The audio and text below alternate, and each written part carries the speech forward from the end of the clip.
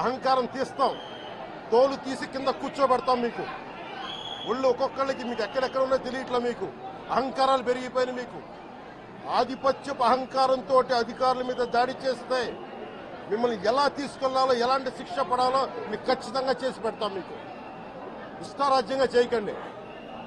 అహంకారంతో నడినెత్తి మీద కళ్ళు నెత్తికెక్కాయి. మీకు ఈ ప్రభుత్వం చాలా త్రికరణ శుద్ధిగా అందరం కూర్చొని మేము కలిసికట్టుగా ఉన్నాం. ఇక్కడ ఇది కూటమి ప్రభుత్వం, ఇది వైసీపీ ప్రభుత్వం కాదు. ఇది ఇష్టారాజ్యంగా మీరు చేస్తారంటే కామ్గా కూర్చునే ప్రభుత్వం కాదు.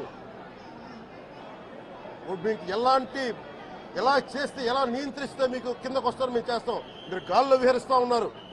11 సీట్లు వచ్చి ఇంకా గాల్లో విహరిస్తున్నారు. మొత్తం మీకు ఎలా కిందకి దించాలో మాకు బాగా తెలుసు. చేసి చూపిస్తాం. ఇదే కాదు, ఈ సందర్భంగా ఏ నాయకులకైనా సరే అధికారుల మీద దాడి చేసినా, అధికారులు విధులు నిర్వహిస్తుంటే అడ్డుకున్నా చాలా కఠినమైన చర్యలు ఉంటాయి. ఈరోజు నేను వచ్చి ఇక్కడ ఎందుకు వచ్చాను జవహర్ బాబు గారి దగ్గరికి అంటే, ఆయన ఒక ఎస్సీ ఎస్టీ కులానికి సంబంధించిన వ్యక్తినో వీటి గురించి అని కాదు.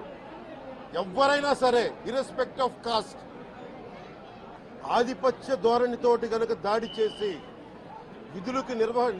విధుల నిర్వహణకు అడ్డం వస్తే ఇది ఉపేక్షించే ప్రభుత్వం కాదు. ఎస్పీ గారికి కూడా చాలా స్పష్టంగా చెప్పాం. వారికి ఎవరైతే తప్పించుకొని తిరిగారు ఇంకో 9 మంది, వారిని కూడా పట్టుకోమని చెప్పాం. వారికి తగిన విధంగా కౌన్సిలింగ్ చేయాలి, అలాగే కఠినమైన శిక్షలు పడాలి.